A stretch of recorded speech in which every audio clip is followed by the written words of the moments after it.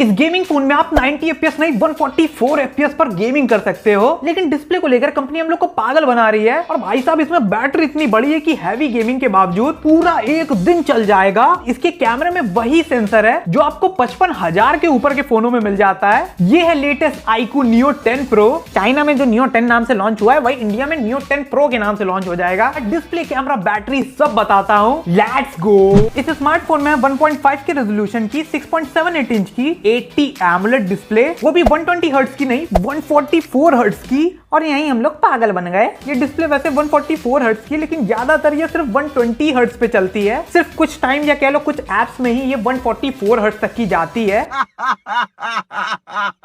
Video delete. लेकिन इसकी display के बेजल्स इतने ज्यादा छोटे कि भाई प्राइस के हिसाब से बिल्कुल ही ग्रैंड सैल्यूट। पिछले 9 Pro में हम लोग को 3000 निट्स की पीक ब्राइटनेस मिलती थी, लेकिन इस बार एडवांटेज मिला है। इस बार हम लोग को 4500 निट्स की पीक ब्राइटनेस मिलती है। मैनुअल मोड पे ये 850 निट्स तक की जाती है और ऑटो मोड में ये 1150 निट्स तक की चली जाती है। और ये बहुत ज्यादा ब्राइटनेस है। आउटडोर में आपको कोई भी दिक्कत नहीं होगी। आप कोई हाइलोजन तो लगा के दे नहीं देगा डिस्प्ले में। और इसमें आपको 2592 हर्ट्ज की PWM डिमिंग मिल जाती है। ये एक गुड क्वालिटी डिस्प्ले है। कलर्स आपको ब्राइट मिलेंगे, सैचुरेशन भी आपको बैलेंस्ड मिलेगी, जिसकी वजह से ये गेमिंग के साथ साथ मूवीज के लिए भी बेस्ट डिस्प्ले है। लेकिन डिजाइन इसका पूरा चेंज हो चुका है। पिछला Neo 9 Pro आपको लेदर बैग के साथ मिलता था, लेकिन ये 10 Pro आपको ग्लास बैग के साथ मिलता है, क्योंकि सारा लेदर तो बेल्ट बनाने के लिए चला गया है।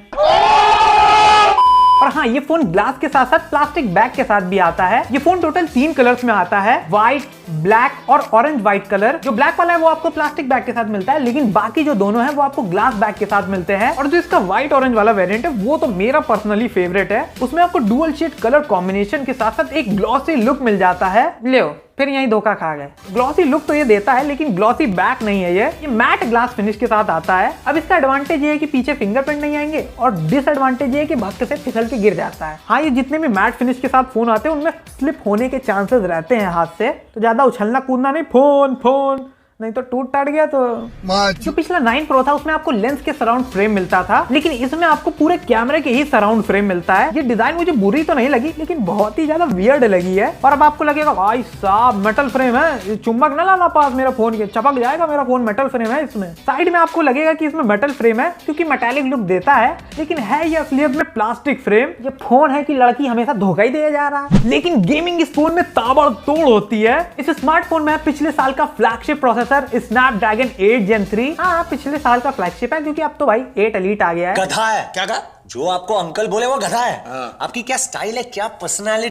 लेकिन इस फोन में आपको 2.1 मिलियन का अंतुतु स्कोर मिल जाता है। साथ में आपको इसमें एक गेमिंग Q2 चिप मिल जाती है। ये चिप गेम के ग्राफिक्स को एनहांस कर देती है, रेजोल्यूशंस बढ़ा देती है उसके, और भाई फ्रेम्स को खुद से ऐड कर देती है स्मूथ गेमिंग एक्सपीरियंस के लिए। BGMI आप इसमें स्मूथ पे 90 FPS पर खेल सकते हो, और 90 FPS कंसिस्टेंट है भाई, ये नहीं 80 70 फिर 90 छू के आ गया वापस। और इस फोन में एक मोड भी है, गेम फ्रेम इंटरपोलेशन, जिसमें 72 FPS गेमिंग को into 2 कर देता है। मतलब 144 FPS पे गेम को चलाता है ये।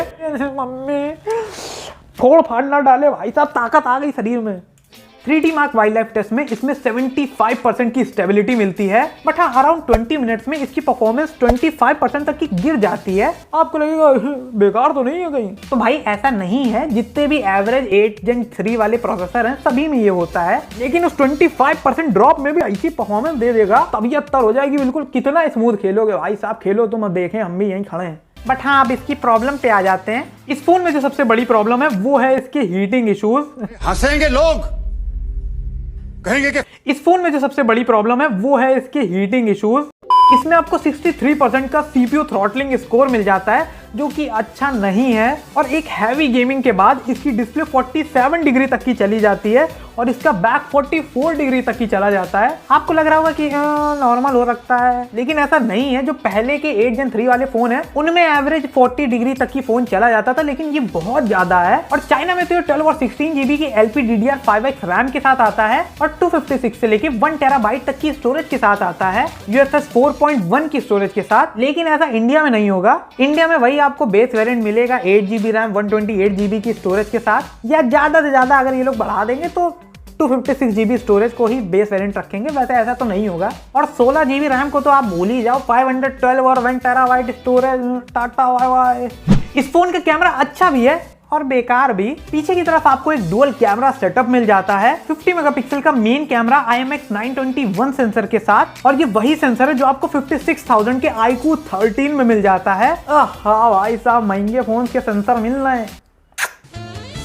मेन कैमरा की फोटोज में आपको गुड डिटेल लेवल्स मिलेंगे, जिनमें सैचुरेशन भी आपको बैलेंस मिलेगा, कलर्स भी आपको ब्राइट मिलेंगे। बट हाँ, क्या तगड़ी परफॉर्मेंस करता है ये लो लाइट में। लो लाइट में आप खुद ही देख सकते हो कितनी ज्यादा अमेजिंग फोटोज आती हैं। नॉइस इसमें बिल्कुल ही आपको लो मिलेगी और डिटेल्स आपको बहुत ज्यादा मिलेगी। और भाई आप ये बस की फोटो देखो, लो लाइट में होने के बावजूद आपको इसमें फ्लैगशिप लेवल की परफॉर्मेंस मिलती है। और ये मेट्रो वाली फोटो भाई कितनी ज्यादा ब्राइट है, बिल्कुल ही एक फील गुड फोटो है। देन जो अल्ट्रा वाइड है उसमें इसने भाई बहुत तगड़ा हगा है। फोटोज आपको बिल्कुल ही अच्छी नहीं मिलेंगी, डिसेंट ही है, काम चलाओ कह लो। कलर्स आपको बहुत सारी फोटोज में ऑफ मिलेंगे और आप इस फोन से ना ही मैक्रो शॉट ले सकते हो, ना ही इस फोन में टेलीफोटो कैमरा है, तो जूम शॉट्स भी नहीं ले सकते हो सही से। हाँ, मैं मान रहा हूँ कि ये गेमिंग फोन है, लेकिन भाई iQOO 13 तो आप देख लो, एक टेलीफोटो कैमरा आपको मिलता है। अब आप कहोगे वो महंगा नहीं है, तो हम कह रहे हैं भाई उस लेवल का ना दो, आप थोड़ी कम लेवल का दो, लेकिन दो तो। गेमर्स क्या जूम करके फोटो नहीं खींच सकते? और इसके मेन कैमरा से आप 8K तक की रिकॉर्डिंग कर सकते हो।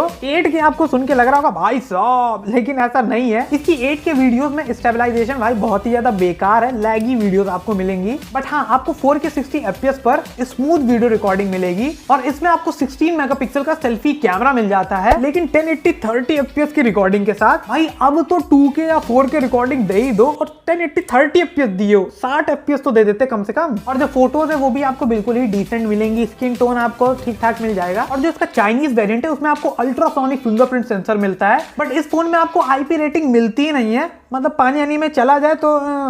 चाइना में तो ये फोन ओरिजिन OS 5 पे रन करता है, लेकिन जब ये इंडिया में आएगा तो FunTouch OS 15 पर रन करेगा। और हाँ प्लीज भाई, बहुत मेहनत कर रहे हो भाई साहब, सब्सक्राइब कर दो प्लीज। लेकिन अब इसकी बड़ी बैटरी की बात कर लेते हैं। पहले आपको 5160 mAh की बैटरी मिलती थी, लेकिन अब आपको 6100 mAh की बैटरी मिलती है, जो कि आराम से 2 दिन तक की चल जाएगी। और एक हैवी गेमिंग के बावजूद एक दिन तो भाई चली जाएगी। और इसमें आपको 120 वॉट की फ्लैश चार्जिंग मिल जाती है। सिर्फ 15 मिनट में ये फोन 50% चार्ज हो जाएगा और 35 मिनट में 100% चार्ज हो जाएगा। बट हाँ, इसमें आपको USB 2.0 ही मिलता है, Gen 3.1 मिलता ही नहीं है, क्योंकि प्राइस के हिसाब से मुझे लगता है कि भाई मिलना चाहिए था। और इसमें वायरलेस चार्जिंग भी नहीं है। अब जब गेमिंग फोन की इतनी चरस लगी है तो ये कुछ जहर के घूंट पीने पड़ते हैं। और अब आ जाते हैं इसके प्राइस पर। चाइना में ये फोन जिस प्राइस पे लॉन्च हुआ है उसको अगर इंडियन करेंसी में कन्वर्ट करे तो अराउंड 27-28,000 का लॉन्च हुआ है। लेकिन इंडिया में इतनी अच्छी किस्मत लेके पैदा होते तो बात ही क्या थी। गधे के किस अंग से हम लोग की किस्मत लिखी गई है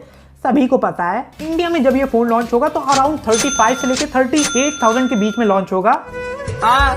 वैसे बहुत कम आसार लग रहे हैं इसके इंडिया में लॉन्च होने के, क्योंकि iQOO ने अभी लेटेस्ट iQOO 10R लॉन्च करा है और ये प्रो वाला वर्जन वो कब लॉन्च करे भाई कुछ पता नहीं है। यही था लेटेस्ट iQOO Neo 10 Pro। जो आपके गेमर्स फ्रेंड है उनको ये वीडियो तुरंत से सेंड कर दो। ये वीडियो अगर बेकार लगी हो तो प्लीज चैनल को सब्सक्राइब कर दो, लाइक शेयर कमेंट सब कुछ कर दो। आपको ये फोन कैसा लगा नीचे कमेंट सेक्शन में बताओ। अच्छा तो मैं चलता हूँ, मुझे अपनी शादी के पैसे जोड़ने जाना है। नहीं, खर्च के लिए नहीं, एलिमनी भरने के लिए। बाय। तो लाइक और शेयर ठोक दीजिए, महाकाल का दबा के लाइक और शेयर ठोक दीजिए, 5000 लौटे दिख जाना चाहिए।